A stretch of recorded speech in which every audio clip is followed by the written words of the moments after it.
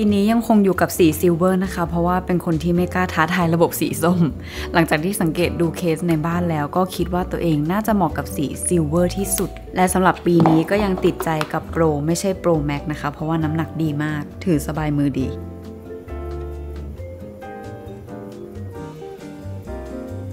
และทุกครั้งก่อนที่จะทำอะไรต่อไปได้เราจะต้องติดฟิล์มก่อนนะคะครั้งนี้จะแปลกกว่าปีอื่นนิดนึงเพราะว่าเป็นปีที่โฟกัสก็มีอัปเดตฟิล์มใหม่เหมือนกันคือรุ่น Corning Glass เป็นฟิล์มที่แข็งแรงมากกว่า Ultimate รุ่นที่เราชอบติดอีกนะความแข็งแรงที่เพิ่มขึ้นมาคือเป็นกระจกที่ได้รับมาตรฐานจาก USA แล้วก็ทนแรงขีดข่วนได้ดีขึ้นด้วยใครที่ชอบทำโทรศัพท์ตกอันนี้เซฟกันตกกระแทกได้3 เมตรเลยติดรุ่น Corning อันนี้มีประกัน2 ปีไปเลยนะคะเพราะฉะนั้นภายใน2 ปีถ้าเกิดตกแตกก็สามารถไปเคลมเอาอันใหม่ได้ติดฟิล์มกระจกทีเดียวแล้วก็หายห่วงยาวๆได้เลยถึงฟิล์มจะแข็งแรงขึ้นแต่ว่าติดไปแล้วมันก็ยังบางๆเหมือนเดิมนะคะแล้วก็ขอบดำๆตรงนี้ไม่บังจอเลย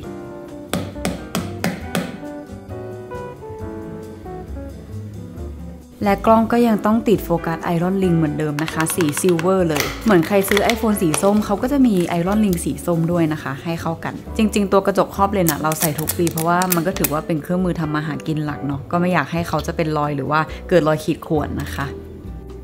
พอติดออกมามันก็จะเนียนแบบนี้เหมือนไม่มีอะไรเกิดขึ้นเลยใครกด iPhone แล้วอย่าลืมกดฟิล์มมาติดพร้อมกันด้วยนะคะเดี๋ยวเราแปะพิกัดไว้ให้มาที่ Accessory กันบ้างอันนี้จะเป็นโซนของ Content Creator นะคะเพราะว่ามีหลายอย่างที่เราสามารถเอามาทำงานร่วมกันได้อย่างเช่นเคสเดี๋ยวนี้ถ้าจะกดนะจะต้องกดเป็น MagSafe เพราะว่ามันจะเอาไปใช้กับอุปกรณ์อื่นได้เยอะนะส่วนอันนี้เป็นไฟจิ๋วที่เราเอามาแปะ MagSafe ได้นี่ก็เลยเป็นเหตุผลหลักที่ต้องใช้ MagSafe นะคะ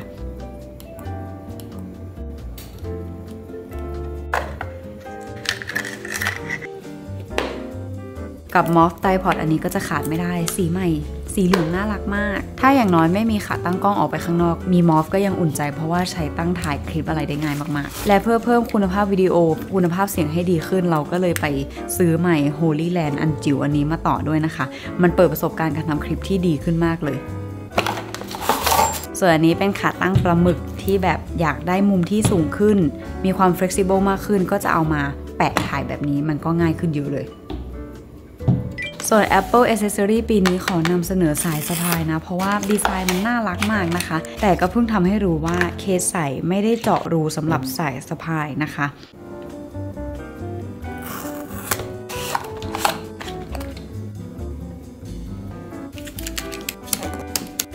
แต่ยังดีที่บ้านมีตัวยึดของมอฟอยู่ที่มันเป็นสีดำเราก็เลยเอามาคล้องใส่แทนแล้วก็ใส่ไว้ท้ายเคสแบบนี้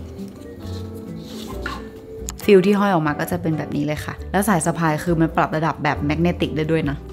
เนี่ยแหละหลังจากทำอะไรเรียบร้อยเสร็จแล้วเราก็จะมาตั้งโฮมสกรีนกันนะคะใครจะลองตั้งพร้อมกันก็ได้เลยมีทั้งบอกวิดเจ็ตแล้วก็เทคนิคที่ทำให้มันเป็นจอแก้วจอใส Liquid Glass กับ iOS 26 ด้วยค่ะ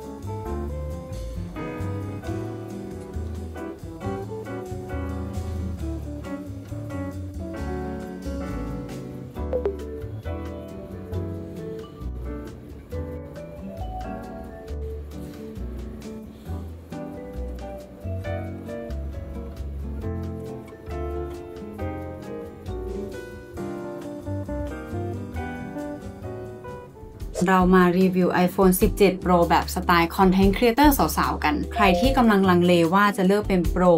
หรือ Pro Max ดีส่วนตัวเวลาเราจะเลือกอย่างแรกดูที่กล้องก่อนเลยว่า Pro กับ Pro Max สเปคกล้องต่างกันไหมถ้าสเปคไม่ต่างกันนัดเลือก Pro หลังจากที่ปีก่อน iPhone 16 นัดก็เลือก Pro ไปก็เลยทำให้มีความรู้สึกว่าการถือ Pro นี่มันช่างเบาสบายหย่องจริงๆเลยแล้วก็ด้วยความที่เราปรับพฤติกรรมหลายอย่างปกติจะเป็นคนตัดคลิปในโทรศัพท์เหมือนกันก็เลยอยากใช้จอใหญ่ๆแล้วก็มาเพ่งตัดต่อในแคปคัทอย่างเงี้ยแต่ตอนนี้เปลี่ย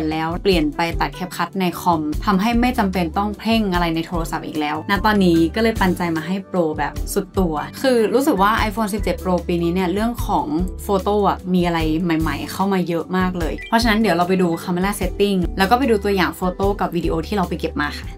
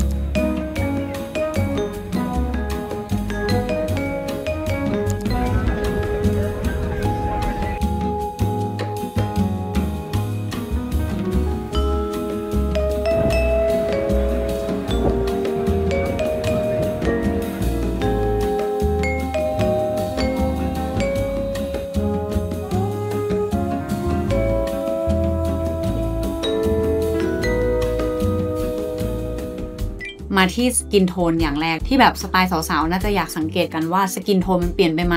ติดเหลืองติดชมพูติดเทาอะไรยังไงบ้างจากที่ลองถ่ายมาแล้วเนี่ยรู้สึกว่าตัว 17 Pro มีความติดเหลืองมากขึ้นนะคะอันนี้ค่อนข้างชัดเวลาถ่ายรูปจะรู้สึกว่ามันมีความติดเหลืองมากขึ้นถ้าเกิดใครที่ชอบแนวผ่องๆขาวๆนวลๆอาจจะรู้สึกว่าชอบตัว 16 Pro มากกว่าแต่ถ้าเกิดแนวแบบความธรรมชาติโดนแดดหรือว่าใครที่ชอบแต่งรูปโทนที่มันติดเหลืองนิดๆนั้นว่าก็จะชอบแนว 17 Pro เนาะดูไปดูมาก็นวลๆดีนอกจากสกินโทนของโฟโต้ต้องคุยเรื่องการซูมนิดนึงเพราะว่าอย่างถ้าเกิด iPhone 16 Pro เวลาเราซูมมันจะได้เป็น 0.5 คูณ 1 คูณ 2 คูณ 5 ใช่ไหมแต่ว่าตอนนี้ปรับเป็นระยะใหม่แล้วนะคะก็คือ 0.5 คูณ 1 คูณ 2 คูณ 4 แล้วก็คูณ 8 แล้วทุกคนจะสังเกตได้ว่ารายละเอียดตอนที่ซูมไปเยอะๆiPhone 17 Pro ก็จะเก็บรายละเอียดได้ดีขึ้นอย่างหนังกระเป๋าอะไรเงี้ยเห็นเป็นแบบเป็นหนังกระเป๋าจริงๆส่วน Center Stage นะคะที่เพิ่มเข้ามาใหม่อันนี้ค่อนข้างที่จะนัดใช้รู้สึกนัดว่ามันยังงงๆนิดนึงเพราะว่าอาจจะด้วยไม่ชินด้วยแล้วก็กล้องไม่ได้ประมวลผลเร็วขนาดนั้นหรือระยะที่เพื่อนๆเอาหน้าเข้ามามันยังแบบมันดีเทคยากหรือยังไงไม่แน่ใจแต่ว่ามันต้องรอสักพักกว่ากล้องมันจะกว้างให้เพื่อให้ทุกคนแบบถ่ายรูปร่วมกันได้เพราะฉะนั้นถ้าเกิดมีเพื่อนมาถ่ายรูปข้างๆก็อาจจะต้องยิ้มค้างไว้แห้งๆนิดนึงรอให้กล้องปรับให้นะคะกดขยายภาพเองอาจจะไวกว่า หรือมันอาจจะแบบมีองศาที่ถูกต้องกว่านี้เดี๋ยวต้องไปลองเล่นเพิ่มต่อไปมาดูเรื่องของวิดีโอบ้างหลังจากที่ลองเอาโทรศัพท์ไปลองถ่ายเก็บฟุตจริงๆเราจับสังเกตได้เลยว่ามันมีอะไรว้าวขึ้นเพราะว่าส่วนตัวทำคอนเทนต์ใช่ไหมคะเราจะต้องจับกล้อง iPhone เปิดวิดีโอกดถ่ายทุกวันไม่ว่าจะคลิปแนวตั้งแนวนอน TikTok YouTube คืนนั้นถ่ายหมดเพราะฉะนั้นเวลาที่เราเอา iPhone เครื่องใหม่มาแล้วกดเปิดอัดเข้าไปวิดีโอเรารู้สึกว่าเราแบบจับเซนซิงถึงความแตกต่างได้เลยถึงแม้แบบเราจะไม่ได้เก่งเรื่องตัวเลขสเปคแต่ว่าเรารู้สึกว่ามันต่างในการที่เราจับทุกวันเรารู้สึกได้อย่างถ้าเกิดเป็นโทนสีของวิดีโอ iPhone 16 Pro กับ iPhone 17 Pro ให้โทนของวิดีโอที่ไม่เหมือนกันไม่รู้สิอธิบายยังไงดีคือมันนุ่มกว่ามันติดเหลืองขึ้นมานิด นึงหรือว่าถ้าเกิดเป็นสกินโทนของงานวิดีโอนะคะนัดว่าจริงๆสวยพอกันทั้งคู่สิ่งที่น่าสนใจก็คือเรื่องความวอกของแสงอะ17 Pro เก็บรายละเอียดได้ดีมันไม่ได้วอกไปเลยอีกอย่างที่ว้าวสุดๆก็คือตอนเอาไปตั้งถ่ายตอนกลางคืนเพราะว่าตอนแรกก็ไม่ได้คาดหวังอะไรแต่ว่าพอเปิดกล้องหน้ามา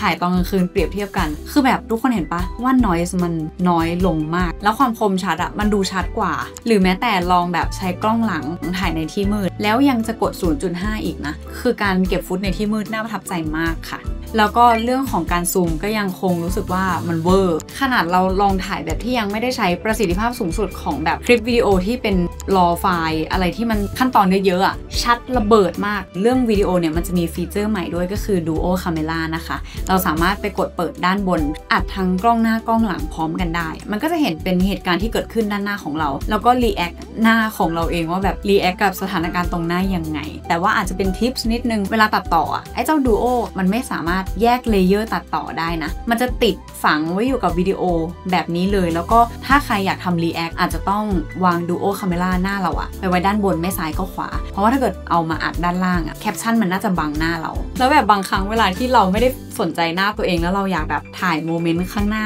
สวยๆอย่างเงี้ยมันก็จะติดหัวเหม่งเรานิดนึงนะคะคือเวลาใครพูดสเปคอะไรมาจอสว่างขึ้นเท่าไหร่คือเราไม่เข้าใจว่ามันคือยังไงแต่ว่าหลังจากที่เอาไปใช้งานจริงๆเราก็รู้สึกนะว่าจอมันสว่างขึ้นจริงๆเพราะว่าทุกครั้งที่นัดเอา iPhone นะคะไปวางถ่ายใกล้ๆหน้าต่างที่แสงมันลงเยอะๆหรือว่าเอาไปแบบถ่ายคอนเทนต์นอกสถานที่จอมันจะมืดไวมากแล้วเราก็จะมองแทบไม่เห็นตัวเองเลยว่าแบบฉันกำลังทำท่าอะไรอยู่แต่ว่าเนี่ยนัดเอาไปเก็บฟุตใกล้ๆหน้าต่างคือนัดยังเห็นตัวเองในจอเห็นว่าตัวเองกำลังทำท่ายังไงผมยังโอเคอยู่ไหมระหว่างอันบ็อกคือแสงหน้าจอมันไม่ดรอปลงไปซึ่งนี่แหละเป็นการพิสูจน์จากการลองใช้งานว่าชีสจอสว่างขึ้นจริงแล้วก็นัดกะว่าจะทำเกี่ยวกับ iPhone เครื่องนี้อีกคลิปหนึ่งนะคะมันจะเป็นคลิป London Vlog ที่ใช้ iPhone 17 Pro เครื่องนี้ในการเก็บฟุตทั้งหมดเลยซึ่งคุณภาพที่มันออกมานัดชอบมากหรือว่าใครกดสีอะไรมาก็คอมเมนต์บอกหน่อยนะคะเพราะนัดไม่กล้าท้าทายระบบเลย